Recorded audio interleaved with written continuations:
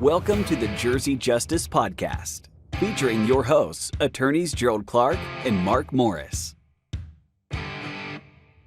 So, Tim Duggan, thanks for coming in today. Sure, thank you. I guess he's your partner, right, Evan? Yes. He was on, and he had posted something that you're doing a seminar about eminent domain.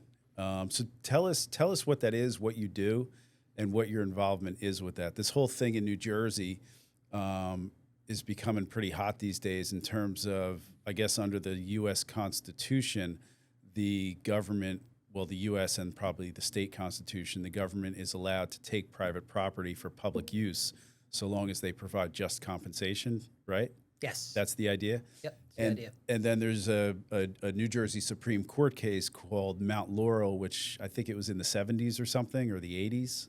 Back in the 70s. Yeah, in the 70s. And this decision said that as I understand it, I don't practice in this area, but I know this is an important area to the citizens of New Jersey, an important issue.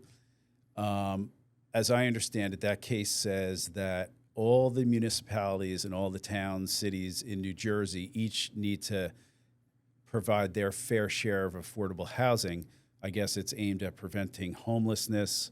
And I guess the idea is it's not fair for them for the affordable housing to be in one place. And then there was several Supreme Court decisions, or maybe you'll tell us, legislative actions after the initial decision that said all the towns have to provide affordable housing, even the most high affluent towns. And then this thing's gotten hot recently because we're hearing stories that people's family farms that have been in the family since the 1800s, that certain municipalities are coming in saying, we're taking your farm because we need to build affordable housing here, which seems kind of nuts to me, which also seems a little bit crazy in the sense that, if you drive in North Jersey and go through some parts of, Newark, and, you have the old Rust Belt in the U.S. where all the factories are gone, you see so many abandoned factories and so much genuinely blighted area. So, as I said to you when we talked earlier, I've learned to shut up and let the guests talk. But this is the stuff I want to talk about. What the heck is going on in New Jersey?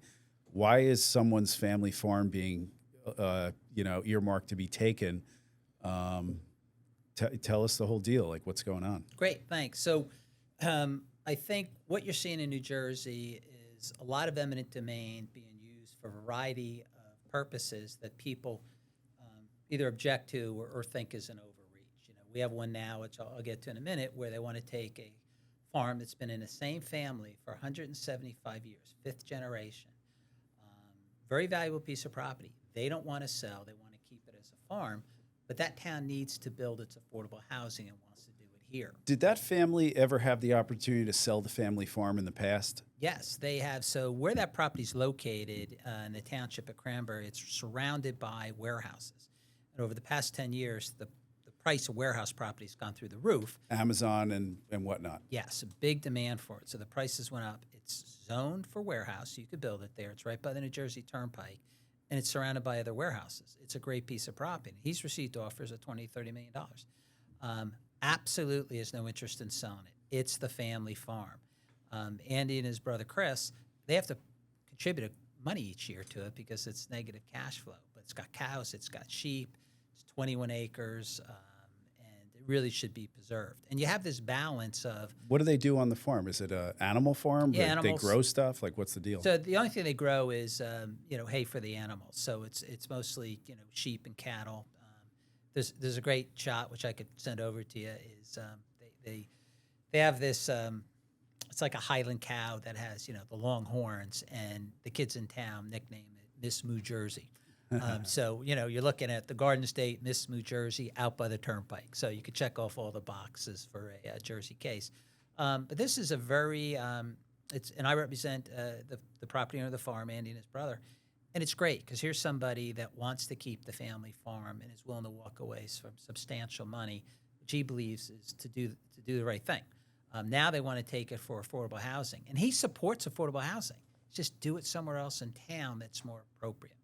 And I think just to if it's okay if I take a step backward. You could Yeah. You know, it's your deal. You tell us. so one of the things you had mentioned is, the idea of taking private property for a public use. And over the years, the public use has been watered down to a public benefit. And that's one of the problems that people have. So in New Jersey, you're finding the redevelopment challenge has fallen into a couple buckets. One of them is the economic redevelopment. And it comes down from a United States Supreme Court case, Kelo, this wonderful old woman up in Connecticut, where they took her property. And they made a movie about it. I think it was The Little Pink House. And they said, we're going to take your property and give it to a developer to develop. Like, okay, well, where's the public use there? Well, there's a public benefit.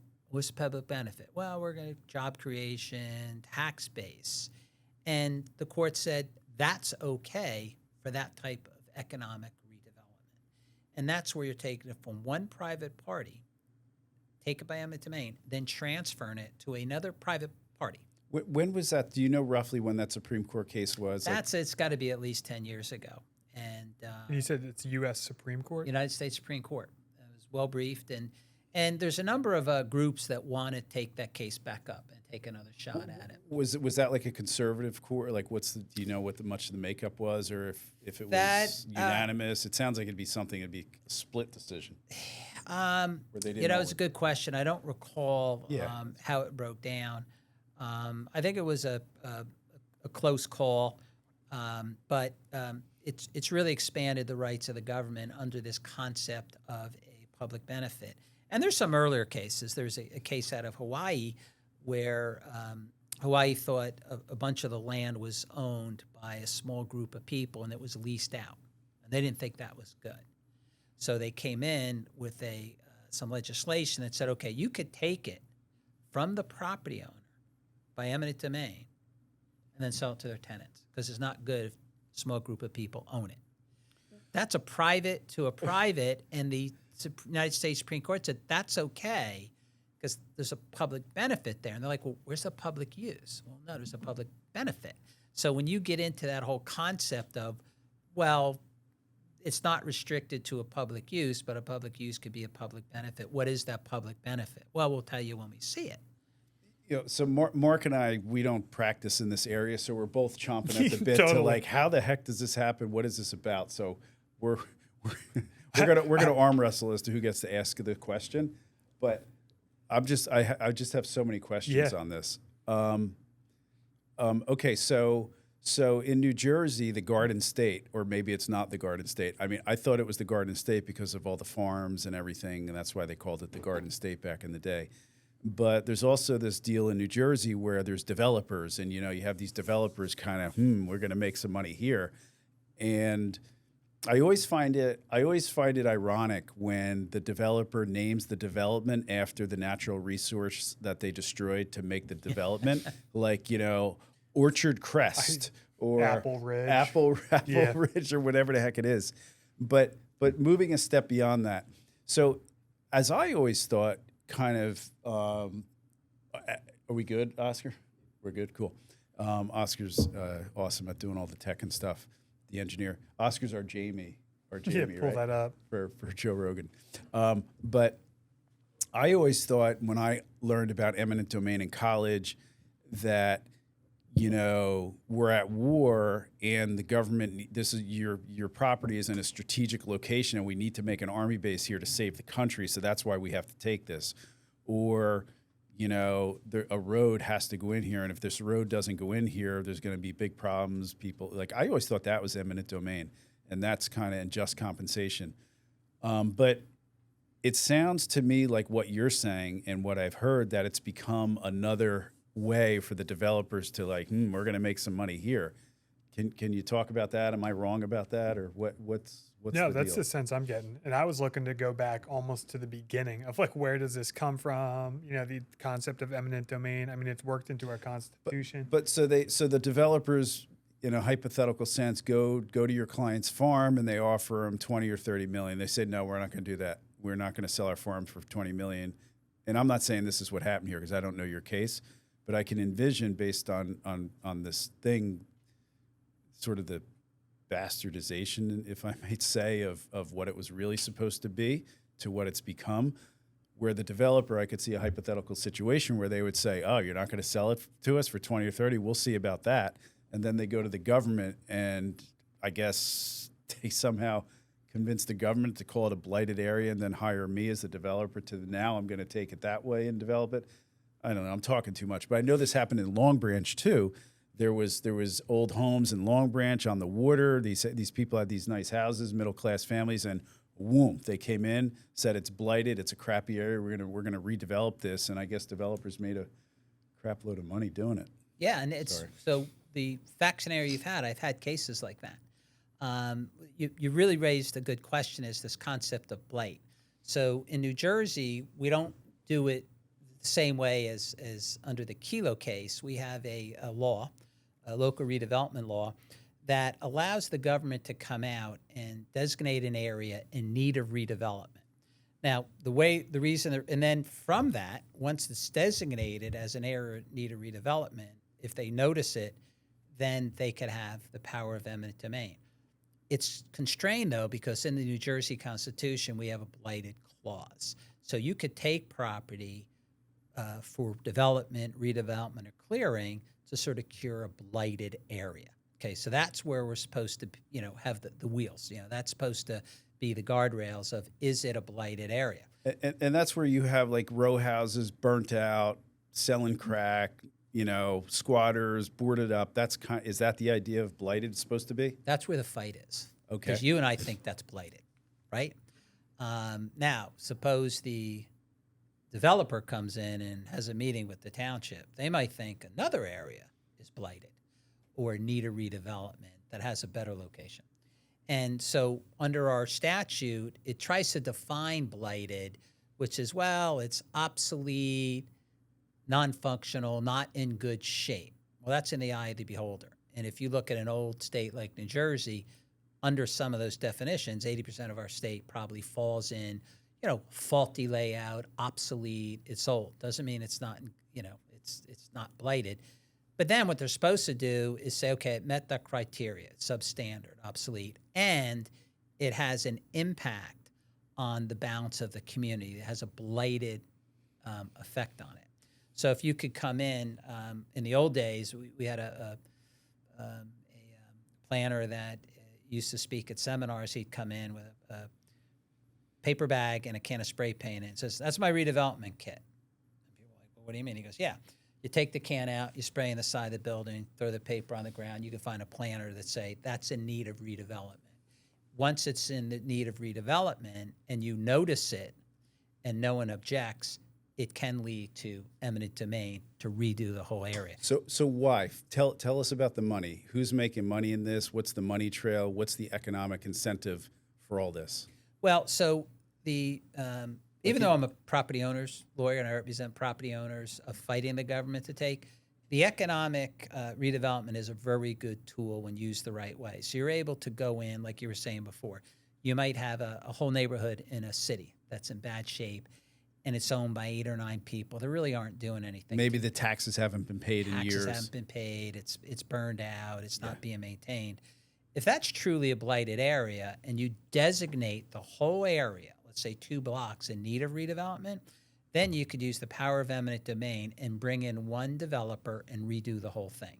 And by doing that, you're also entitled to give them tax incentives. So you could make the project work. And there's been a lot of successful ones in Camden and Trenton and Newark and a lot of these different areas. And it's a very, very good tool. Now, think of how it could be abused, of areas that, if that was designated as an area in need of redevelopment, then we could go in and do it. And you look at cities like Jersey City, and you look at Hoboken, look at the shore communities, look at Asbury Park, look what happened in Long Branch. Now, you'll get maybe a debate over whether Long Branch is a success or not. It has come back, that area. It looks wonderful. The house has been sold, but you took it from a lot of people that maybe you shouldn't have. So when you get into the economic redevelopment, when it's used the right way, it's a good planning tool to help New Jersey come back. When it's used the wrong way and it's designed for favors, then it's an abuse. We had a case where we had a property. Our client was leasing it to somebody. waiting to get approvals for a business. And then they were going to buy it from us. Great. So they're paying the monthly rent. They get their approvals, and they say, okay, well, we had listed for maybe $900,000. We'll give you $4. We're like, well, no, we sort of said 9. We're not paying that. Then they go back to the township, and guess what they do? Designate it, need a redevelopment, and name our tenant the redeveloper. So how to does that take work? our property and So it gets designated in need of redevelopment. What does that do? Just slash the price of what it would cost to purchase the property? Well, the problem is if it's so the way that happens is, let's assume it's a legitimate one and you want to bring a part of town back. So the planning board has a planner go out and do a whole report and look at all the properties and say, hey, are they substandard? Are they obsolete? And is there a blight to it, meaning the rest of the area is stagnant and it has a negative impact on the surrounding areas? And the planner, the professional comes back and says, yep, it is. It goes to the planning board. They'll review it and say, we agree. We're going to send it to the town council, usually the government body, and they say, okay, we agree with the findings. We're now going to designate that area as in need of redevelopment. And if they're going to have the eminent domain powers, they have to give everybody notice that if we designate it, we're going to have eminent domain powers to take your property. You have 45 days to challenge that. And if you don't challenge it, it's an area in need of redevelopment. They have the eminent domain powers. And then they could file a complaint, take it, and give it to the designated redeveloper to build the project. And challenge it, typically probably something where you would want to hire an attorney and do that. And it's very, if you want to challenge, so there's been a number of challenges on the area in need of redevelopment. An interesting one that's just a couple of years ago was the library up in West Orange. So it was a library, open, operating, but really old. So they designated it need a redevelopment. Well, it's got an obsolete layout. Well, it's old. Yeah, but you can't really have quiet rooms, technology. It's really, just, Who owns the library? at that time, I think the city owned it. Okay, but they wanted to control who they were going to sell it to and build it. But if they own it, why would they? Yeah, they're taking it from themselves. They're saying that their own properties in need of Well, redevelopment? this is a little bit different one because by doing it that way, they were going to be able to sell it to whoever they want without going out to public bid. I was That going to the say, allegation. does it then typically become a bidding process where it's like, No, then they could designate who the developer is. You said give to the developer. The developer usually has to reimburse them depending on how it is. But so let's assume. Reimburse what they paid the property owner. Right. So I'm going to trial on a case in 2 weeks. Ultimately, in the normal redevelopment scenario, there's a reimbursement mechanism, from the owners. So because I hear area in need of redevelopment and just generalizing, I think, okay, well, that could be a lower income class in that area, and they have 45 days to hire an attorney and challenge this. Is it something where typically it's you pay a retainer fee? Is it on contingency? What kind of access to the people in these areas have to fight this? It's so when you fight the valuation, if you're not going to fight the challenge, it's mostly contingency fee. That's the most popular. If you're going to challenge the right to take, oftentimes that's hourly, depending on who the law firm is, and they're very expensive. And if you challenge it on a prerogative writ challenge, right, you challenge the designation, it's not fee shifting. And if you win on the prerogative writ, it doesn't mean it's over. They could try again. Wow. If they file an eminent domain complaint and you get it dismissed, then you get your legal fees. But when you challenge that designation of an area in need of redevelopment, you're generally going to need your own planner. You're going to want to create a record. You've got to take it up to the court. So it's very expensive to challenge that. Yeah. So you said contingency. So say, for example, they evaluate a property as being worth $200,000. The person hires an attorney and they get the evaluation increased to say $400,000. You take a fee on the difference between the initial evaluation and the final evaluation? Yeah, that's generally what it is. You Okay. take, generally, fee agreements are, can be whatever you negotiate, but generally it's a percentage above the initial offer.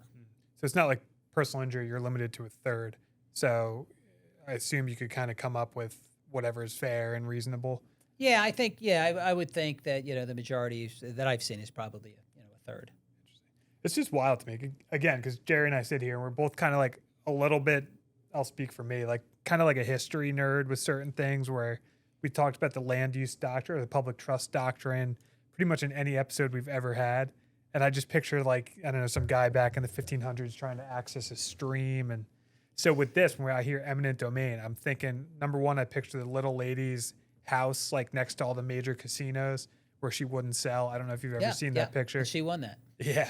I picture that. And then I picture like, okay, we're, the redcoats coming and invading and the government said, okay, well, we need to take your orchard so that we can feed our troops. Like, where all this eminent domain kind of originates from and how it's evolved throughout our country's history. Yeah, there's a reported case from World War I or World War II where they took over an industrial laundromat for 2 years to service and clean the, I think it was World War II, the uniforms for the government. Yeah. So they used the power of eminent domain to take it over for 2 years. And that was a fight because the government didn't want to give them fair, just compensation. Yeah. So in these cases, you were talking about, at the end of the case, fighting just the valuation.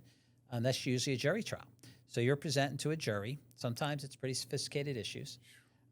You're presenting to a jury the value of the property. And the value of the property, you get paid not on its existing use, but its highest and best use. So let's assume it's a 100-acre farm. Like in our case, it's an existing farm. It doesn't get valued as a farm. It gets valued at its highest and best use, Oh, wow. which is going to be warehouse. So we're entitled to be paid. If we put for sale sign on it, what would a willing buyer and willing seller pay for that property? Now, we can't just make it up. We have to show it's legally permissible, and sometimes you need planners, engineers, but generally it's your star witness is the appraiser. I'm surprised that these aren't bench trials. And again, for people who don't know, there's two different ways typically cases are tried. A bench trial where it's just before a judge, or a jury trial where obviously there's a jury. Because again, like we do personal injury, we deal with everything from car crashes to, complex construction cases. And it's a lot to ask a jury to understand. We've got two attorneys sitting in here, both like, kind of like leaning forward, wanting to talk about this stuff and understand it. That's got to be a challenge. It's, before the jury goes out to deliberate and make a decision, they get instructions. And even in a personal injury case, just a regular automobile case, that jury instruction is somewhat long. Yeah. And then the jurors go back and they come up with a number. We like jury trials as property owners.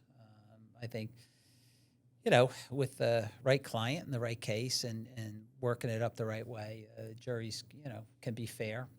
New York, they're bench trials. And I think, depends who that judge is. Now, people say, should you have specialized courts? Should you have specialized judges? We think no. We think we'd rather put it to, 8 people from the area and let them judge. What's the amount of just compensation to make me whole? What's great? That's funny. That shows my lack of kind of knowledge about the field that you're in. Because I think in personal injury, I want it to be a cross-section of the community. I'm happy to have a jury trial. But I sit here and I think in your area of expertise, I just don't know enough about it to think what I would even want. It's, it's hard, as times change. You do the jury voir dire, you ask them questions. What do you do in your spare time? I game. Okay, you get a lot of that. Where do you get your news? I sort of surf. Well, what do you mean? I look at my, so a lot of the questions where you try to, figure it out. I think it's trickier now to, pick a jury and, hear who's, in favor of the government, who's against the government, who thinks condemnation is good. And I think the majority of people are concerned that condemnation is abused. But not always. We have a lot of projects we don't challenge, road projects, road widenings. But those are tricky cases because we had one where the up in Union County where the government only moved the right-of-way line back 5 feet. They just took 5 feet. Okay, but it was a car dealership, and it was really close to the road. And by moving that back 5 feet, it prohibited us from putting our car inventory out front. How many car dealers do you see without car inventory out front? Wow. And we ended up having a jury trial there at about 40,000. We were at about $1,020,000, and after a 5-day jury trial, that they came back at $750,000. They understood that losing your parking out front is significant, but it's a tricky case because then you've got to quantify it. What does it mean to you don't get business loss in New Jersey. What's the value to the real estate? So it becomes, very tricky. The jurors will pay attention. It's like anything. I mean, you guys have done personal injury. If you have a brain injury case or a spinal case and you get a neurosurgeon or someone up there, that doctor's got to be able to explain, the case to the jury. And you could do it. Takes a while. It's a little tricky, but, that's the jury system. So, all right. So what's going on? I gave like a little background as best as I could understand it, but can you talk about the Mount Laurel and what's going on with the idea of low-income housing, affordable housing in every town?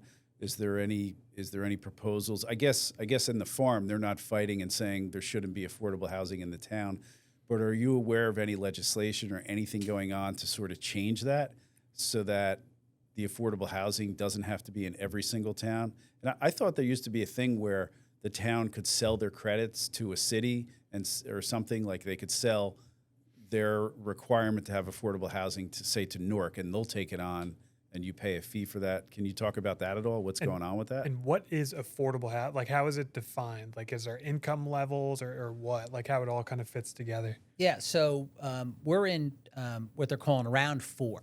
Okay. Because round 1, 2, and 3 didn't work. Yeah, tell us what those rounds are. I don't even understand all that. We call round 1 is the original decision in Mount Laurel, where they basically said, the way you do your zoning is excluding people of certain incomes from moving into your town, so it's not fair. So you've got to change it. And there's some there's historic justification for such a ruling to prevent that, because I always thought, I mean, I've seen things where back in the day they would have segregation, like literal racial segregation, and they would do it through zoning. Yeah, you see like the amorphous 8-sided little drawing they make on the map where like this is one section of the community and then everything outside of that. Yeah, there was I don't know the details on it, but if you can look it up, like, and then you'll find that there'll be, towns with, African Americans in the South right along a nuclear plant or a real industrial thing, and they would play all these games to have like racial segregation in practice. And that's exactly it. So New Jersey said the way we're doing is unconstitutional. You got to change it. And how is it unconstitutional? Like, it's discriminatory. It's basically discrimination. Like, is there and this, so we can go to policy now a little bit, okay? So like, you could say, okay, if someone lives along the ocean in New Jersey, okay, one camp might say, well, those people worked hard. They worked hard in their life. Now, certainly not everyone that can afford a house on an ocean worked hard. I mean, some may have inherited it. Some might have hit the lottery. Who knows? But there's an argument to be made that those people worked hard. Okay. And then you have people that are of less means. Well, they should be able to live on the ocean too, So there's a whole policy thing there. Like if you have a super affluent town, why should you know what I mean? Is that sort of like communism a little bit? You know what I mean? Like, yeah, I understand. You see what I'm saying? Like, and the other thing too, it's related to other policy things too. Like, just take welfare. People say, get rid of the welfare, make the people go back to work, and then they'll say, well, the people that are the job creators and the people that they're providing the jobs, and then they're paying your welfare, and it's like it's a lot of swirling policy issues with all this stuff. It is, and it's tricky. So I think from the affordable housing point, the affordable housing laws don't say you have to build your low-income housing, on the ocean front and allow people to live in the ocean front. What they're really trying to do is make your communities inclusive. So if you're in a town like Princeton, but some towns are only 3 or 4 blocks from the ocean. So okay, maybe if every town has to have it, doesn't mean you're on the ocean front, but you're 3 or 4 blocks from it. The principle's the same. Yeah, so what they'll want the towns to do is find space within their towns to be able to make certain that the zoning laws and that people have an opportunity to build affordable housing in those towns, and they've got to find a way to get it done. Okay, but I don't have money and I want to live in the south of France. You know, it's my right to live in the south of France, but I don't have the money. You know, I'm just trying to understand that. Yeah. So Like from a policy perspective. And I don't know if you want to talk about that. You can talk about what the law says, but I guess we're moving a little bit more into the policy. Yeah, Like, and I'm not a affordable housing expert. Yeah, you know, I know. I'm just- I we're like a- do some of it, and you know, it's involved in the case that Yeah. we'll talk about. But and they had in the beginning the regional contribution agreements. I mean, Like, there's the things like beggars can't be choosers. Okay, you know, I don't want to be homeless. Great, we don't want you to be homeless either. Okay, but I want to live in Beverly Hills. Well, wait a minute. You want to be homeless? You want a home, and it has to be in Beverly Hills? It just seems whack, Mark. I don't know. No, I don't Like- even logistically understand how it works. It's like, like, okay, I understand preventing racial segregation. Yeah, I same. understand that. Everyone's in agreement with that, I'm sure. But there's legitimately blighted areas in Newark, in Patterson, in Elizabeth. We drive past them all the time, back and forth from court. Yeah. There's empty warehouses. Why is the policy to not redevelop those areas and put the affordable housing there? well, that's That's kind of weird. That's That's so kinda part of weird it to me. is And on top of it all, because of that same reasoning about I want to live in Beverly Hills or Cranberry, New Jersey, as the case may be, we're going to take the family farm that's been in the family for since the 1800s. This just seems insane to me. In the Garden State, nonetheless, and what are they going to do with the New Jersey cow? What happens to the cow? she gets relocation benefits. Okay. she gets I just- affordable farmland. She gets affordable stall. So just going back, you raised the good question about those were regional contribution agreements where you could build it in another town, and then you come back to round two because it wasn't working. Certain towns still weren't building their affordable housing by just changing the zoning laws and finding ways to make the town inclusive, which is just opportunities to build the low-income housing. So you could change your zoning to encourage people to come in and build a certain amount of affordable housing. So you said inclusive. Is that like DEI inclusive? Well, it would be Like- to include them within the town, so you're not. But this is the problem I'm having, and maybe you're not the one to answer it. Maybe more Mark is. But like, again, I want to live in Beverly Hills. Okay.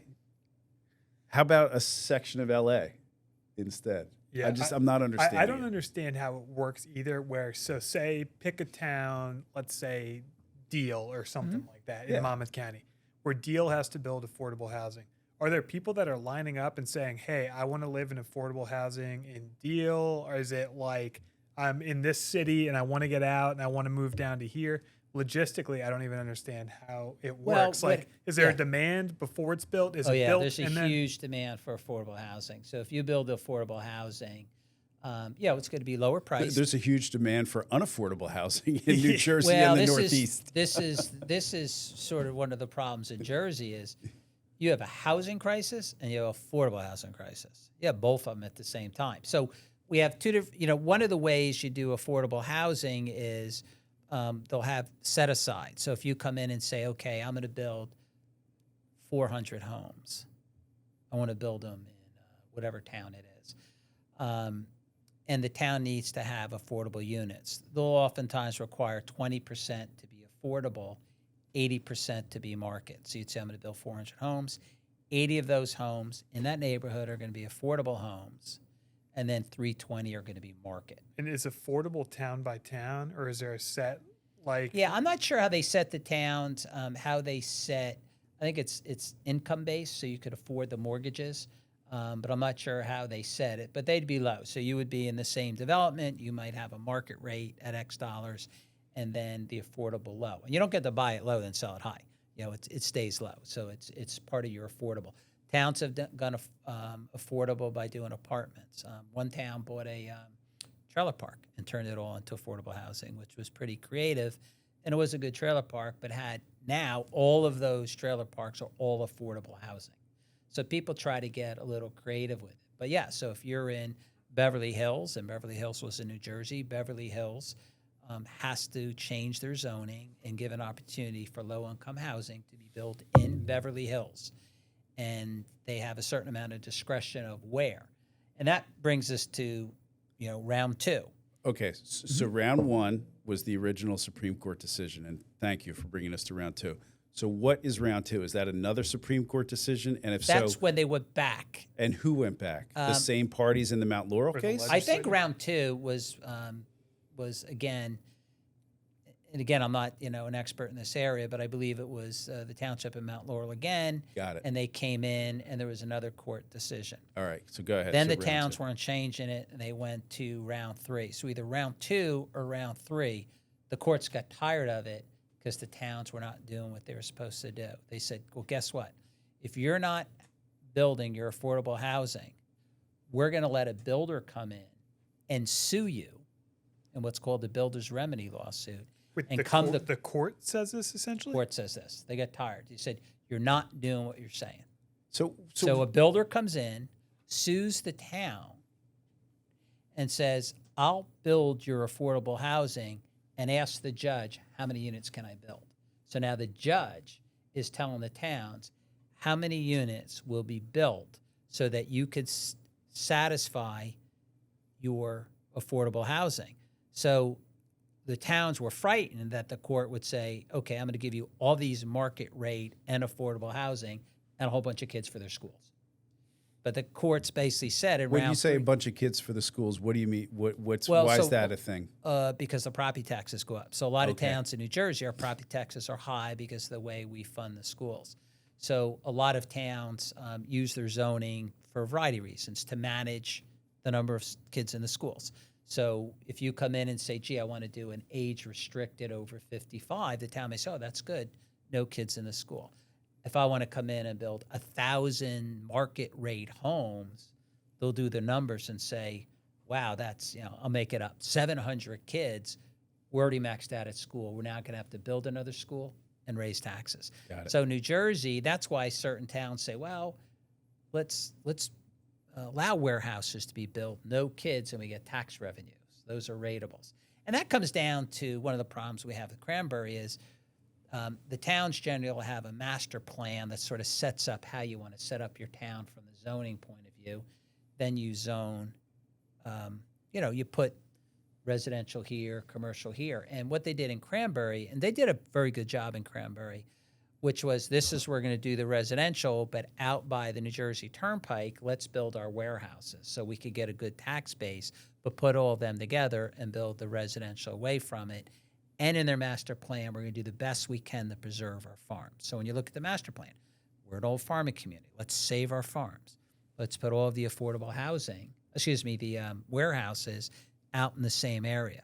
Makes sense, out by the turnpike, away from everybody. Now they have to build their affordable housing. Our position is you've just departed from your master plan. You're not preserving a farm. and Your position meaning the attorney and representing the farm trying to preserve this Right. farm. Got it. You're taking a farm, which you say you want to preserve, and you're putting the affordable housing out where all the warehouses are, which is not a good location for affordable housing. All right, question. Where is the legislature in all this? That was Some might view what you said, round one, round two. It's 7 justices on the Supreme Court. So now we're in round 4. Yeah, so we're in round 4. Is that a 4th Supreme Court decision? No, that's legislature. Oh, so tell us what so the at the end- legislature is doing. So at the end, Because the judge-made law, some might say, is not what's supposed to happen. Well, the only thing is if the Mount Laurel decision is based on the In Constitution, legislation. the legislature presumably might not be able to overrule it without a constitutional amendment. or they can, try to change the way we do the zoning in the state. They In can New Jersey, comply we're- with the decision, but give the details about how they're going to comply with the decision. right. And what we have in New Jersey is home rule, little fiefdoms. What does that mean? Tell That us means what there's a that means. lot of control in your local council, and your local council may be qualified, maybe not. We've They're had elected. a beach badge episode about that here, about beach badges and whether or not surfers can get that guy get, just pled out, by the way. I- I don't know if you saw that. It's and he paid like $1,400. Oh my God! it's just what ends up happening is you have the home rule, which gives the decision making to the towns. Look at the number of school boards we have, the number of school districts we have. Police. There's no regional police. And so a lot of these decisions are made by elected officials, but they may or may not be qualified depending on their their background. So it really is tricky. So what ended up happening was at the end of round 3, Judge Jacobson of Mercer County had like a 40-day trial. It was a crazy trial to come up with a formula of how much each town would have to build. Over the course of a trial? Mm-hmm. She came up with a formula for the towns that allegedly were not compliant. So the court said, okay, if we're going to fix it as the court, they had a trial with all sorts of testimony. I think it was 42 days, and she came up with a formula. And some people liked it, some people didn't. Then you go to round 4, where the legislature said, we're going to go with that. Is that when they stepped in? That's when they stepped in. Okay. And in round 4, they set up basically a panel of retired judges where you could, they have a back and forth. How many, what do you, regionally, how many homes do we think we need? So they do it regionally. And then what they'll do is they'll look at the individual town. Well, how much open space do you have? What can you accommodate? And what they said is, if you reach an agreement with this committee, and again, I'm overgeneralizing, but this is basically it. You could go into court and say, Judge, confirm that these are my affordable units. This is what I have to build. And the court could give you an order and say, yep, that's your number. And then you'll be in compliance. Then you're in compliance. And that's what Cranberry did, came up, I think it's 265. Then 265 what? Units for the whole town, affordable units. How many people live in a unit? It would be basically a 2-bedroom, 265 homes. Well, that's going to be, I think that is going to be an issue because you could do it apartments. There's a lot of ways you could do it. Got it. And there's, guidelines for this. Then by the end of June, you're supposed to file your affordable housing plan with the Fair Share Housing Council. Right. And then by the end of August, they're supposed to approve it. If you go through that process and it gets approved, you can't be sued for a builder's remedy. Got it. So the court won't fix it. So now a lot of towns have said, okay, we agree with that number. Let's go ahead and get it blessed by the court. Now I have to find a way to build it. And in Cranberry, they have their number of 265, and they want to build it on our farm. And my client, the brothers that own it, are in favor of affordable housing. Sure. They want to see affordable housing. Just do it in a better part of town, and don't take an historic farm. Pick a better piece of property. Is there any conflict? We see these laws about historic preservation. Mm-hmm. Is any of that? Is there any arguments to be made about that? That order would conflict with other statutes like affordable. Well, so a lot of time, like for example, our farm is not in farmland preservation. If it was in farmland preservation and the state of New Jersey held the conservation easement, they would need the state's authority, which they wouldn't get. The problem is Andy didn't want to take the money. Go preserve another farm. Are you past the, in your case, what's the name of your farm or the name of your client? Henry Farm.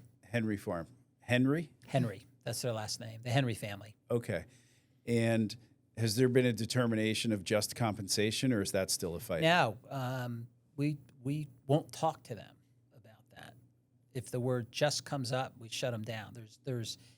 He has no interest in negotiating with them. He wants to keep his farm. So the way it works in New Jersey procedurally So where is it procedurally? Where is that? I'm only asking you stuff on the public record. Where is that case procedurally? Like what's... So on May 12th, the council adopted an ordinance that said the town could go forward and acquire the property by eminent domain or through purchase to build affordable housing. So are you in the 45-day objection window yet?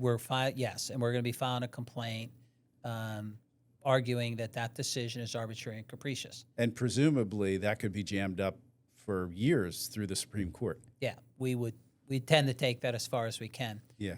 Then that just gives them the right to take it. If they want to take it, then they have to go out, get an appraisal, try to negotiate with us, then file a lawsuit where they're the plaintiff, we're the defendant, to take it, and we will fight that also. That's so sad. Yeah, and arbitrary and capricious is the standard. I mean, it's just so sad. Listen, if we're at war, and the whatever's, I'm not going to name a country, but whatever's coming to take us over, and we need to stage our artillery on your farm. Okay, I get it. Yeah. But I'm not getting this one. You know, it Well, just doesn't seem fair. We'd rather have this property used for this purpose, so therefore we're taking it and give it to us, or else.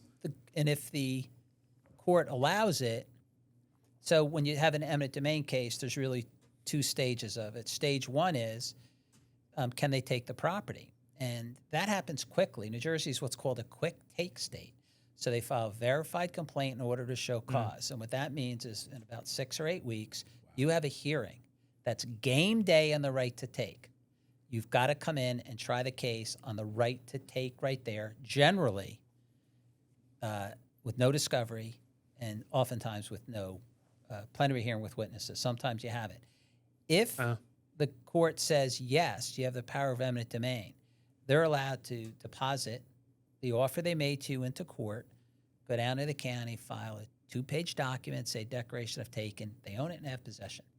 So and then the next day, if they want, they can put a shovel in the ground. I mean, I could just see it. You know, you got Ma and Pa on the farm. Remember Reagan would talk about Ma and Pa, and he would tell Ma and Pa jokes. It's like, you know, Ma, we got this letter. The town's going to come in and take our farm. What, Pa? You know, like, this is really bad in this case, because that's how Andy found out about it. He opened his mail. And then Ma and Pa, got to go out and spend God knows how much money litigating against the government to say it's in 45 days. Crazy. 45 days, yeah. Can you imagine you're on a 2-week vacation, you come home, you've got a letter in your mailbox? Now listen, Mark, I understand the 45 days if the Titans are at the gate and they need to stage 100%. the stuff to fight the Titans on your farm. I get that. But to take, you know, just to comply with a decision from 1970, you know, like 30, 40 years ago. Well, and then flip over to economic redevelopment,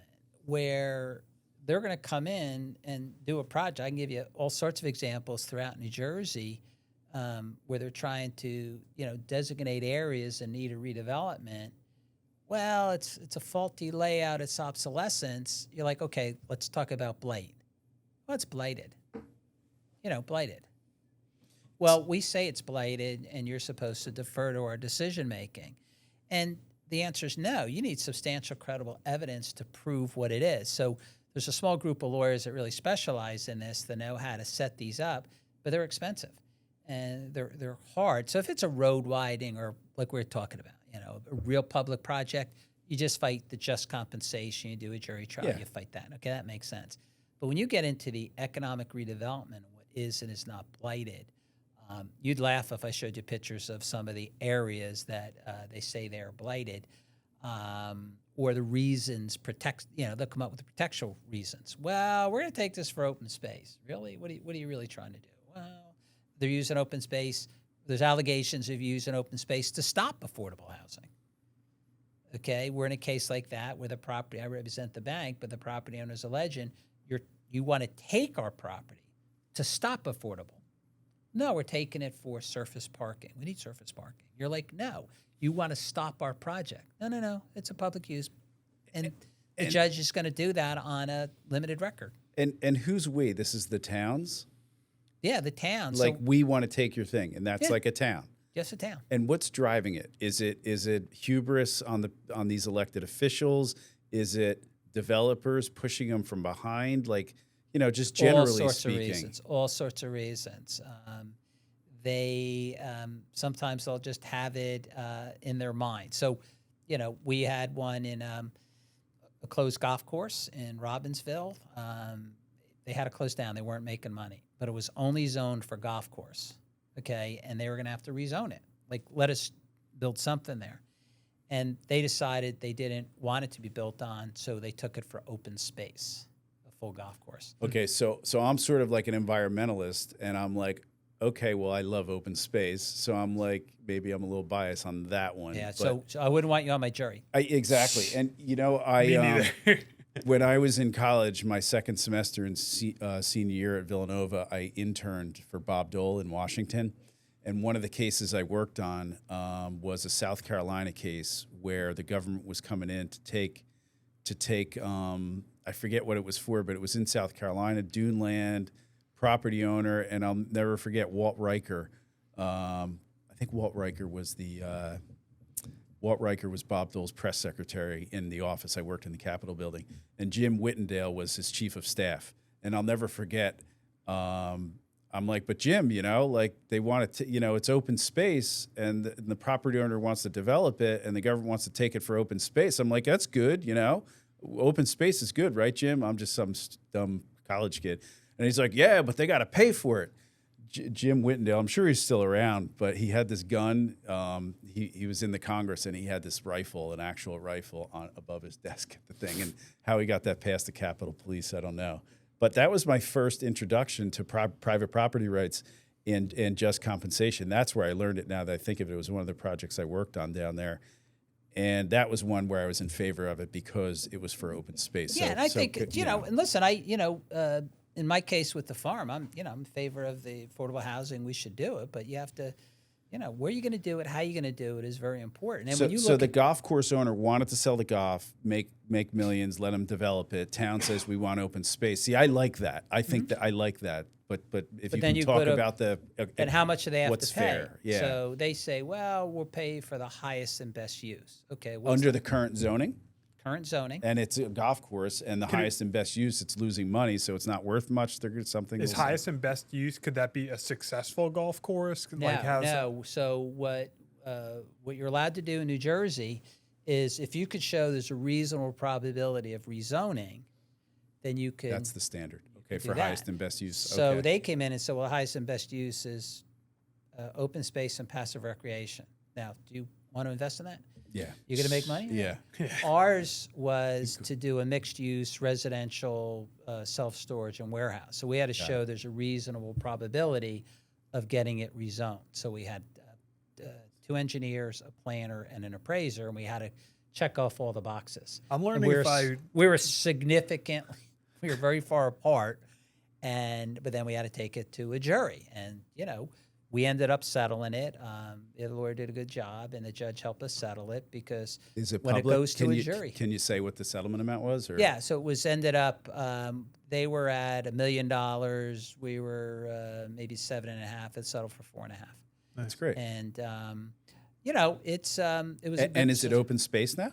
Open space. Is it a county golf course, or is it just? No, it's just open space. That's pretty cool, though. Well, it's as a citizen of New Jersey that likes to go on hikes. I think, our client wasn't opposed to it. I mean, we're like, okay, if we can't do the project, but if I sold the property, just pay what I would have gotten for it. Don't try to lowball me. And, but we've had properties that are taken where the project never happens. I had a big one down in Camden where they were taking a whole complex. I don't know if you know Camden at all, where the DMV building is down there. They're going to take it and knock it down and rebuild the project. We settled for a lot of money, and now they're not doing the project. So it's just vacant now? No, it's old. Some of the buildings have been knocked down. Sounds like a good spot for affordable housing. It's interesting because that's a big part of our issue with Henry Farm is there's other places to build it. You don't have to take this farm. There's other places, and then we're pushing hard. What have you looked at? Well, we've looked. Like where? Oh, all over the place. When was this round 4? Why does it seem? Did it just happen? It just happened. So in this particular case, they get their number. They file a complaint in January. In March, they get the court order saying, "Yep, 265." In April, they start the process to take our property. Right away? Is there any buzzing going around in Trenton as to address these things? It seems it's getting a lot of play with the governor election coming up. Are you hearing any proposals? Or? I think it's too new, and I think that it's really for certain towns it's very challenging. So I was at the Princeton Mercer Chamber of Commerce. They had a real estate section on affordable housing, and the mayor from Princeton was in there, and she did a great job. It's hard to put affordable housing in a town like Princeton if you really want to sort of intermix it. But God damn it, I want to live in Princeton. You're I gonna don't get want to your- be homeless, and I want to be in Princeton. God damn it! You're going to get it. So now the question is It's a great state. It's a great country. well, and I'm hearing buy warehouses. If I want to invest in property, buy warehouses. well, when you look at, the affordable housing, and this is one of our arguments. Okay, I got to build 265 units. Great. I'm going to build them in town. Yes. And the Cranberry kids get to go to the Princeton High School, good high school system. Okay, this is good. Is it fair to put them on the edge of town, away from everybody, no infrastructure? Well, I built them, but where? Oh, way out there, so we don't have to see the people. Is that permissible and consistent? So in our position, The other side of the tracks. the other side of the tracks, we're on the other side of the tracks. We're on the other side of the New Jersey Turnpike. Right. So our position is build a 265. We're go ahead and build it. We support it. There's better places to build it in town, and we believe they have space to get it done. Why put them on the other side of the tracks by themselves, segregated next to all these trucks in the warehousing district, where that's what you intentionally did? Yeah, where no one has to see him. No one has to see them. So we're Yeah, there. that's not cool. So we talk about this. It's not a secret that we're in kind of a shore community, Monmouth County area. It seems like every time I open the newspaper these past few weeks, there's some story about one of the towns in our area now going forward with affordable housing. Do you think it was the type of thing where there were these court decisions that were basically stayed? That No, once they made have a decision, deadline. They got a hard deadline of June 30th to get their plans in. So it's what we call round 4. They shortened it. They said, we're done fooling around. Get this done, or you're going to have exposure to builders' remedies, and it's not going to go well for you. Who are the powers that be to oppose those decisions, or is it would be the property owners or the towns? Like who? Because litigation costs money, and I always look at where's the money, who's fighting who, and who's funding who. It's usually the towns want the lowest number as possible. So the ultimate Mount Laurel decision would have been Mount Laurel versus it's interesting. a developer, or No, I think in Mount Laurel, I'm not sure if sort of a nonprofit got a involved. and did it. nonprofit filed a lawsuit More than or likely. something, right? So you'll get that, and there's a whole bunch of them throughout that are keeping an eye on it. And it's one of the things that we're hoping to put a spotlight on our case, which is if you're to do the affordable housing, someone's got to keep an eye on where you're going to build it, and it's got to be a suitable location. Now, if you're a town, if this was the only place in town to build it, you're fully built out. We understand that. If you didn't have other options, I mean, a lot of the affordable housing are going to be built on farms. But those are going to be built where you come in with maybe 80% market, 20%, so a builder's going to come in and make money. But the property owner is going to want to voluntarily sell, and the builder's going to come in. So the U.S. Constitution says in a clause, it says something to the effect of, nor shall private property be taken for public use without just compensation. What does the New Jersey Constitution say on that? Because what I'm getting at is, are any of these parties or litigants or entities, have they thought to go federal and file something federal and saying you're violating my federal constitutional right by taking my private property for public use, and it's not public use, it's so a developer can make money? Have you heard anything like that where anyone's thinking of overriding the New Jersey Supreme Court or these decisions, the New Jersey courts, and going federal and saying it's a federal You said 10 years violation? ago, that one case kind of. Well, the Kelo is a bunch of others, so you can bring it in federal court, and it's a little different. But when you look at the New Jersey Constitution and the federal Constitution, they're very similar on the language of the just compensation. So the Constitution doesn't give the government the right to take the property. It puts a limit on it of just compensation. So they've always said, well, it's an inherent power in the government to be able to take property. For public use. For public use, and then it's gotten... Not for public benefit or for some lame characterization of blight. There's a couple groups that are aching to bring a new case up and take another shot at the Kelo case. I mean, which is how far does it go? This concept of public benefit of, well, there's a benefit if I create new jobs and there's a tax base and the area turns around it. That's not blighted. I got to think our current United States Supreme Court would be pretty favorable to private property owners. I think with the right case, and even some of the, I think more liberal could take a look at it and say that's just not right. That's one where the liberals and conservatives could join on. They could get together. It's just, but then you look at something like this, what makes the Henry case so unusual is you have two very strong competing policies. Let's keep the farms in New Jersey the best we can, the Garden State, before we become the pavement state. And two, we got to build our affordable housing. What happens when they clash? Who wins? Who loses? But isn't there? Am I wrong on this? But isn't there room in genuinely blighted areas, particularly in some urban areas, or I don't know. It seems to me there are when I drive north. When you do for the affordable housing, it's not under the blighted clause, so it doesn't have to be blighted. You could take it for affordable housing. Doesn't have to be blighted. Yeah. It's when you go into the economic redevelopment is generally where you see the whole blight fight.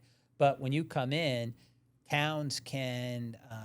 There's all sorts of cases on eminent domain going on now. There's one down in Ocean County where the town wants to take property for pickleball.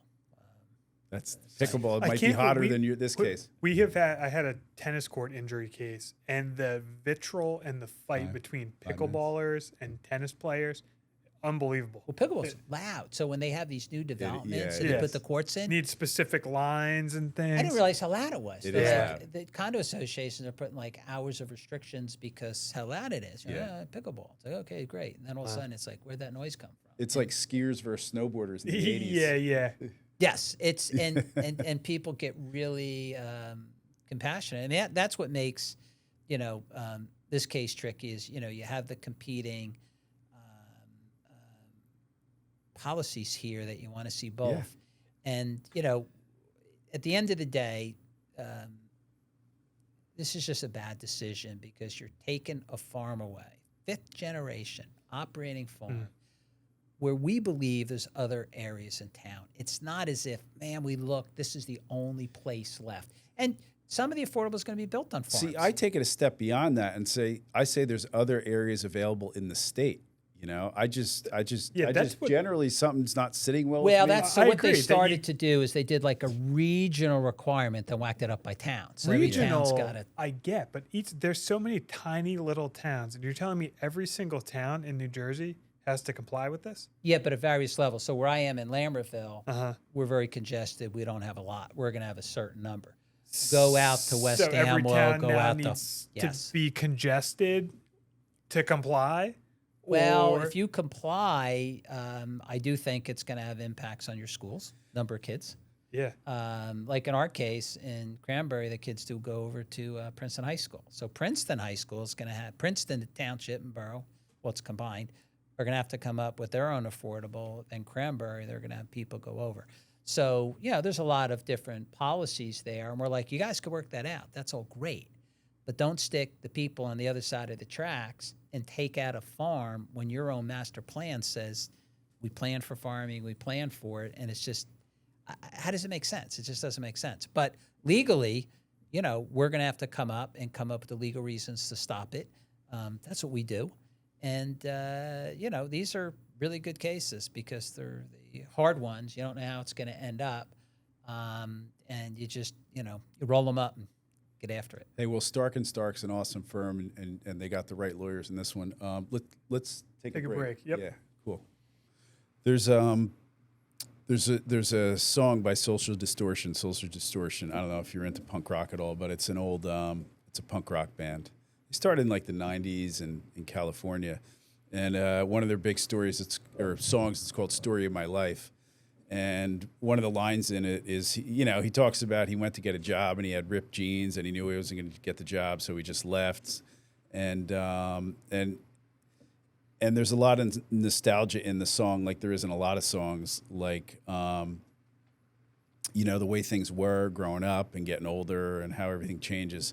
And one of the things he says is his old his old pool hall is now a 7-Eleven, so is there a lot of nostalgia to this too? I was driving in Monmouth County and there's this, Wall Township used to be all farms. And it's kind of sad because when I first came to the area of Monmouth County, Wall Township, on the corner of 35 and Allaire Road and Warren Avenue, it was all farms when I first came here. Farms, farms, farms. And then it became the Acme Future Store, and now it's a whole strip mall. And it's a bit sad, and they try to preserve the corridor on Allaire Road, I think it is, where you go from like Ludlow Avenue in Spring Lake, you go straight out to 34 Circle, and they try to preserve the farmland on each side, which is a nice thing. But once you get past it, you get the Jersey strip mall effect. And then there's another road in Wall Township. I think it's Allenwood. And for years, there's this, I forget the street it's on. Mark will jump in on this, I'm sure. And there was this crazy cool house that was up on a hill, and then there's this pond, and this cool like ranch house is up there, and I always loved West 18th Ave. It's 18th Ave, but it's like the western section of 18th Ave. And I love that. And when we spoke with you recently about coming on, and thank you for coming on, you've been an awesome guest. Mark said, "Yeah, there's this house," and he goes, "They're knocking that down and developing it." And I just got so maybe I was like the lead singer of Social Distortion, where my old pool hall is now a 7-Eleven, and that old awesome house that I love driving by seeing is what's it going to be, Mark? I think it's going to become affordable housing. As far as I recall, I believe that's what I've read. Like and what all I've heard. developed, like in turn. That's just so sad. I hate seeing that stuff. Wild. Yeah, I mean, out where I live, we have this old Finkel's. It's one of those hardware stores. It's been around forever. You could walk in, no matter what you have, you show the guy. Should be a TV show. Yeah. You walk in, you have it. Come with me. You walk downstairs in the back, dusty boxes. They find it every single time. Unfortunately, as the family got older, that no one wanted to take it over, and they actually, they have to sell. So, Tim, you're saying a lot of stuff. Oh. Roll awesome stuff. Roll that closer to you. Just bring the mic to you a little closer. It's cool. You can sit back, but pull it to you. So they're, and it's one of those in town that people are upset with, which is, what are they going to do there? It's an old iconic place. I think you're going to find some of those where, maybe it's a generational thing. Hey, the kids moved away. They don't want to. Someone passed away. You'll see a lot of that. But then if the towns want to preserve it, they got to come out of pocket. So that would be the thing, we're trying to do with the Henry Farm is part of it is save that old historic home. So in that same area you're talking about, Jerry, where it used to be farmland, I remember that as a kid. I think originally there was a Pathmark, and then next door they made an Acme, and all of a sudden what used to be all this open, sprawling farmland you could be driving anywhere in the United States. And now there's an Target. there's an Ulta there. There's an Ulta, which is a makeup store. But don't get me going on the kids today. They wear way too much makeup. But maybe it's because of that Ulta store. I don't know. You talk about the nostalgia and things, and you talk about going to that hardware store. So further down that Wait, strip, Oscar, are we going to be cutting that from the Oscar's a big Ulta fan. Oscar loves Ulta now. Oh, he does. All right. I got 3 daughters, so So you know what I'm talking about, I know right? what you're What's talking the other about. one? There's Ulta, and then there's like Sephora. another Sephora. Sephora. That's it. Yeah. Holy shit. Sephora's the makeup eyeliner on is these girls. actually excellent. No. Yeah. But so down that strip, you talk about like the nostalgia and the place you go. I feel like this is the poster child for it. It was it's called the Circus Drive-In. Oh yeah, remember It the was circus? this giant like neon clown, and you go there, and it was such a unique spot in this day and age. You pull in, you park like on a diagonal. Somebody walks up to your car. They say, "Can I take your order?" They put a tray on your window. Like and Happy bring your Days. food out to you. Remember Happy Days? Yeah. The Fonz and Rich. And It was Richie? so my grandma. She passed away when she was 95. Her favorite place to go and get food was the Circus Drive-In. So we'd take her there. She'd just sit there as a passenger. Would love it. And that place got knocked down. It got redeveloped into now like a strip mall, which again could be anywhere in the world. So you talk about the nostalgia of it and stuff. I'm like, the farmland and then the unique places that were there are going away too. But I don't know. Is that just the price of progress? Like, what's the solution? Just say stop, don't develop, don't do any of this stuff. We want to preserve all this open land. Well, I think a lot of it comes down with the town's master plan. What's your vision for the town, and you could zone it to try to preserve things. But unfortunately, people pass away, and it's got to be sold, or they want to relocate. There's a lot of different things going on, as well as providing opportunities for new people. A new good business that comes in, a new restaurant, and what's that balance, and how we regulate and manage our land in the state of New Jersey. Go ahead, Mark. Yeah, so I'm about to change gears. Do you have something else? Yeah. on Before this? we change gears, I have a question. So New Jersey, I understand, is the most densely populated state. So is this a uniquely Jersey problem or uniquely Jersey issues? Like, what do they do across the river in Pennsylvania? Do you know in that regard in terms of affordable housing and eminent domain? The eminent domain is throughout the country. So I'm in a couple organizations, real estate based, where I'm friendly with eminent domain lawyers throughout the country. And, we're always comparing notes. So this whole concept of economic redevelopment is challenging throughout the country. The same problems we have, they have in other states. I haven't followed as much the affordable housing. I know some of that, the constitutionality of how you zone has been challenged in other areas. I don't know if there's any other states that have been as aggressive as New Jersey is. Do you think this is a hot issue and these things going on and taking farms? Do you think it's just it has a lot to do with it being densely populated? I think part of it is densely populated and the mandate from our courts to fix it. So I know, for example, in California, they were trying to deal with land use laws where you could build, second or third structure on your property. New Jersey, I'm not sure if it passed, was considering something like that. And the town's like, stop, we want to be able to regulate. You're like, no, we want to need more flexibility so we can build more homes to become even more congested because we have more people. Like, well, what about parking? What about this? Well, we need homes. Where are we going to put them? Let's build them. Let's find a solution. Let's build because we need them. And a lot of the towns are saying that's fine, but we have to be able to regulate. It's got to be reasonable. It's got to be manageable within the town, or it's all going to fall apart. And just one other topic in this, with respect to the Henry Farm, has there been any activism going on or protests? Like, how does the activism affect this? Is it the kind of thing where, people bring up signs, they come to a protest, and then they all leave and forget about it, and then a decision is made, a year later or something? Like, how's activism working into maybe the Henry Farm case specifically, and then kind of broader what you've seen in this area? So it's really been amazing, the sticking power. So this has gone viral at Henry Farm, ABC News, NBC News, throughout the country. I've probably interviewed 8-10 different papers and journals and things like that. The people, whenever there's a town meeting, they're rough. We want people to, be respectful for the government. Air your grievances. I mean, that's what you're there for. But you really have to, be respectful. These are people that are volunteering their time, and if you disagree with them, tell them, but try to do it in a polite and professional way. But there's been all out in that area. The signs are out. Save Andy's Farm.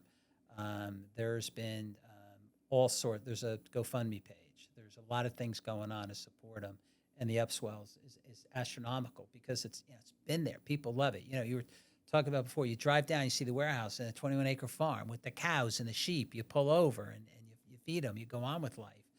The farmer that's out there, he's a great guy. He's growing these, and growing the animals. So it's it's been really, really good.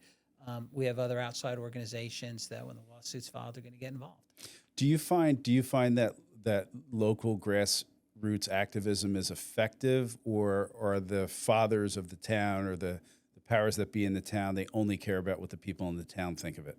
Like, or are they influenced by outside people coming in and protesting? Do you think it has much of an effect on these local towns? I think it depends. So I think one is you need to stay in power. I mean, we fought a pipeline a couple years back, and one of the reasons we were successsul in stopping it was the Penny's pipeline that ultimately was not built.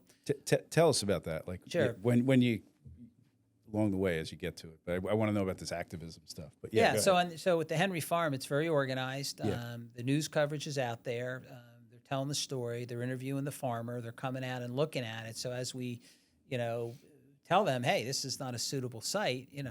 One of it, I think it was ABC News, had a nice drone flyover so people could see the whole area. That's what you're talking about.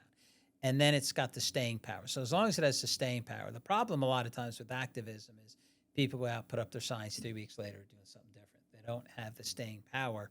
Everything from funding it to speaking to their politicians to showing up. When we had the Penny's pipeline, that was a 113-mile pipeline coming in from Pennsylvania under the Delaware River through New Jersey. And I represented a bunch of nonprofits and about 60 property owners and went through a whole bunch of farms that had already been preserved.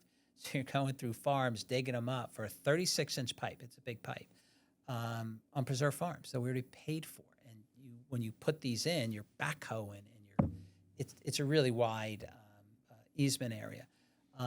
What really worked in that case, I felt, is the people stayed with it. They would have meetings. They stayed with it. The PR. So anytime, the governor came into Warren, Mercer, or Hunterdon County, someone was raising their hand asking about the pipeline, saying it's very, very important. And we wanted them to focus on, where the pipeline was going, and no one in Jersey was getting gas from it. Why? And really get them to focus, not that, hey, you can't have valid pipelines. We need infrastructure. We're also seeing a lot right now with electrical. Was that a natural gas pipeline? Yeah, like where they do a fracking pipeline? Yeah, they were bringing the fracking from Pennsylvania through New Jersey, and we believe. And then to a refinery or a plant or something? We think they're going to, most of it was going to be export. Oh, to a port and then send it, okay. Yeah. And, they're really hard battles. They're in federal court. Clearly, they're well-funded. It starts down in Washington when they get approvals. And, they're difficult fights. But the grassroots on that one, they went the distance. They stayed tough and would come to meetings. And were constantly keeping it out in the paper and really had a good message of why it's important. Because people are like, well, it's not going through my backyard. Why do I care? You're like, well, have you ever seen the way it's built? Sometimes they have to do blasting. So who are you fighting in that case? Is it a like an oil company, an energy company, or? Yeah, there was 5 energy companies that got together to form Penny's Pipeline, and they wanted to. I thought the government had to bring that case. No, Okay. it's so under. This is where it gets a little tricky. So, if you want to build a natural gas pipeline, you go to the Federal Energy Regulatory Commission, called FERC, down in Washington, and then if FERC enters an order saying that there's a need, so they have to show a need for the gas, and they have to show that there's not going to be adverse impact on the environment, then they could give them an order to allow them to build the pipeline. And the way they show the need is they sell it to their own subsidiaries. Okay, so they sell it to themselves. And then in the Penny's Pipeline case, we kept them off about 70% of the properties. They couldn't come on to do the inspections. So how are they going to show that there's no adverse environmental impact? You're going through a lot of rural areas. You have endangered species, you have historic sites, all sorts of stuff, and they still got their approval. Well, if there's a problem, we'll take care of it. Yeah. Oh, we trust you, boys. And, it was a home game. And then when you go into federal court, they already have most of the battle won, but there's still a couple additional approvals they need, including the Clean Water Act, which New Jersey gets to do. So you want to make sure that the politicians understand what's going on, what the harms are. And you can't just, you've really got to get them to focus on what truly is going on, because you'll have some of the people that don't like greenhouses, some of the people that want to preserve farms, some of the people say, well, gee, I want my energy bills to go down. So there's a lot of different conflicting things. My job as an attorney is to make legal arguments. Yeah. And you're in court, and they're difficult. You want the judge to focus. So sometimes you want to tell the grassroots people that, take a step back for a little bit so we can focus the judge on it. Because we don't want it to be, we were talking about before, a NIMBY. This isn't just about, please don't do it on my farm, move it to my neighbor's farm. This is, we want to stop it. And they're difficult. They can be won. We had a very good team of lawyers. In that case, some other New Jersey eminent domain lawyers were involved that were exceptional. Eastern Environmental Law Clinic, the professor up at Columbia Law School. So we had a pretty good brain trust. I was just the guy rolling up the sleeves, throwing the haymakers, and I had all the smart people behind the scenes doing all the great briefing. No, that's awesome. That's a great win. Yeah, and Tim, that actually kind of segues perfectly. That's what I want to touch base on. Kind of 2 things before we let you get out of here is that NIMBY stuff, that not in my backyard.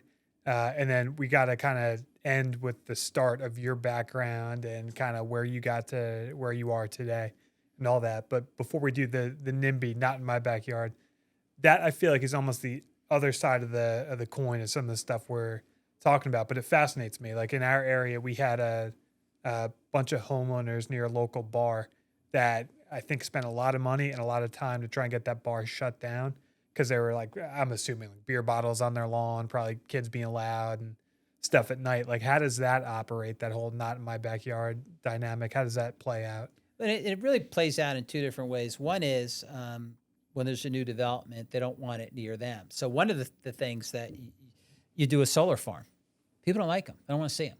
They want them. They don't want to see them. They don't want those solar arrays. You guys are down here at the shore. People are in favor of wind. They just don't want to see the windmills off the shore, right? So you get those. Well, we don't want to see them, and we also don't want the Propellers falling and killing the fiberglass washing, all over. Oh, the environment I agree. There's a lot of issues. Damaged propeller, yeah. Yeah. So on one side, they're like, "Oh, is this wonderful? It's clean. There's zero impact, right?" And then so people say, "Hey, I'm in favor of it, but not in my backyard." So NIMBY, people try to say, "Well, that's a NIMBY case to do away with your legitimate objections." Yeah. On the case you were talking about before, those are nuisance cases that could be tough because, you're saying, all right, I want to close them down. It's a nuisance, really a nuisance claim, and sometimes it's trespass. So we've had those where we've challenged what a neighbor is doing, and it's either a nuisance or trespass, and they're difficult cases. And a lot of times, you'll start with the municipality. Please enforce your ordinances. Please go in and enforce your law. And they're like, I don't know. We don't want to get into that fight. Yeah. Or they'll say, stop throwing the bottles out. Then they go home. But on the flip side, you'll see down here every once in a while, you read in the paper that they're clamping down on all the rentals down the shore, right? They're really going to, they are going to enforce those almost too strictly. And then, but they want to keep it under control. So you always get this battle of, I'm sure all the people renting say, back off, you're killing me. Other people say, stop. I walk my dog in the morning and I got broken glass everywhere because all the drunk college kids. I think they have something called like an animal house violation down here, where if it's and again, I don't know for sure, your like third noise violation in your rental property, it gets shut down. Like people get kicked out. They call it an animal house violation. So last thing kind of on that, like what's the dynamic with the whole coming to the nuisance? Like I don't know why I picture it like, National Lampoon's like Christmas Vacation, where they've got the neighbors who are all like rich and they got their fancy sound system, and the guy next door, Clark Griswold, turns on his lights and it blinds them and the thing goes flying through the window, and they're probably like, let's get this damn guy out of here. But what's the whole coming to the nuisance? Like if he's there and he's been doing his thing, you got to find the violations, and it's got to rise to a higher level. So if you were, for example, out where I am in a rural area, you can't say, it's a nuisance because, the cows are outside and there's cow dung out there. You're like, you move out to the country. What do you want from me? Yeah. Well, it moves, and it moves at 2 a.m. Well, that's, what do you expect? Versus, I'm in a downtown area and the person next door to me has 40 chickens and roosters. So, when you get into the nuisance and stuff, you have to look at, where the noise violations, what time of day, is it too loud? Are they, most of the towns have ordinances, where your garbage can is, when it has to be picked up. Are you maintaining your property? So the nuisance cases can be difficult. You hope that if you go through the township, they'll enforce it. Mm-hmm. But, if they're violating the noise, there was up in North Jersey, I forget what towns it were, where they were talking about the noise going across into the other town with people playing at bars and noise late at night. And that's a big one because you have two different towns. You could say, well, my ordinance is you got to close at 1. Yeah. And someone across the river, well, we're closed at 10, and now it's loud. And there's, I think, some litigation up there. And when you say trespass, you're not talking about, okay, they're physically setting foot on their property. You're talking about trespass in the sense of invading their space with something like, noise pollution. Well, you would have, light the pollution. nuisance, so you would have a nuisance would be the noise and things like that. But sometimes you do have trespass. So we've had cases where it's a nuisance and maybe it's flooding. So the water coming onto you is a trespass case. They're trespassing with property by diverting it, but it's also a nuisance. So sometimes, depending on what it is, if someone's throwing bottles, you could argue that's a trespass. I don't know where it gets you, but a lot of times that's where the case law comes in. Got it. Well, Tim, give us, before you go, a little bit about your background, kind of the road you took to get to where you are today. A lot of people, they hear the term eminent domain and then they move on, but you've made a career out of it. So give us your background, kind of soup to nuts. I see you're a blue hen as well. Yeah, thanks. So I've taken a lot of left turns, and I will encourage the younger people coming out of college. Got to find what works for you, and once you do, then you'll get more passionate with it. So I went to University of Delaware, Large family, 13 kids, and Hey, Delaware. did you guys connect on this yet? You're sitting Yeah. across from one of 13. Yeah, I'm Yeah. the youngest of 13. Yeah, a big Irish family. Yeah. And so when I went to University of Delaware, I started as a chemical engineer for 2 years, didn't like it, wasn't working, and then graduated with chemistry, didn't really like it, wasn't working.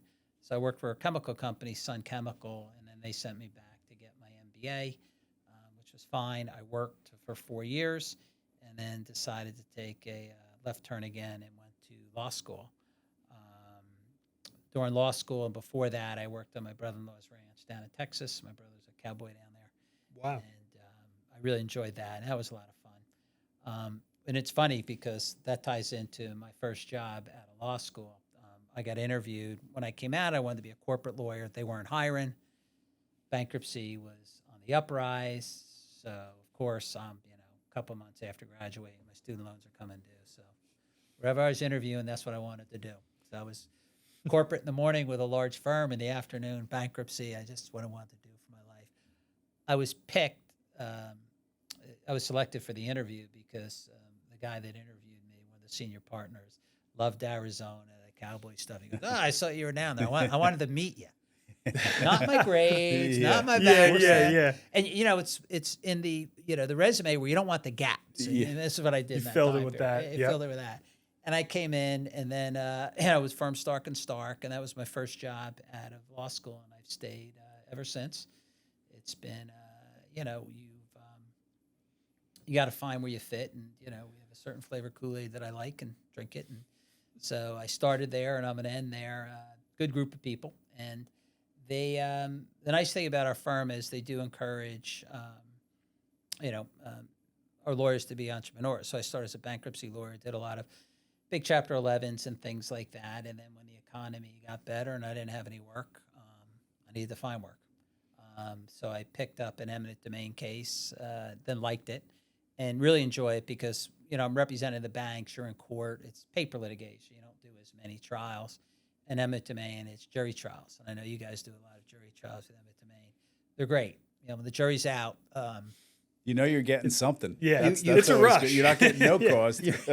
Yeah, and what makes this area a little different is you're not dealing with liabilities or insurance collection issues. You're really dealing with a damage case that's collectible. Yeah, so you have one line on your jury verdict sheet, how much? That's it. I was going to say. We have several lines before we get to the how much line.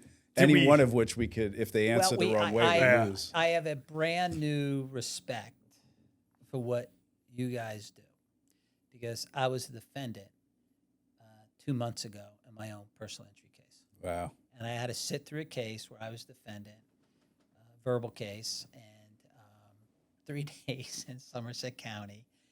And, I pulled in to a parking lot, the car door next to me opened up, and we collided. That was it. And no tickets. I come home. Lawsuit 2 years later is what it is. 2 priors, hadn't treated 3 years, and we had a 3rd-day jury trial. But, the lawyers had to break down the 2 doctors, medical testimony, and there was allegations of, various spinal and shoulder injuries. But it was fascinating to sit there as a defendant yourself and watch someone put on a case, watch the jury, and then they have the jury instructions, and then you have, the verdict sheet.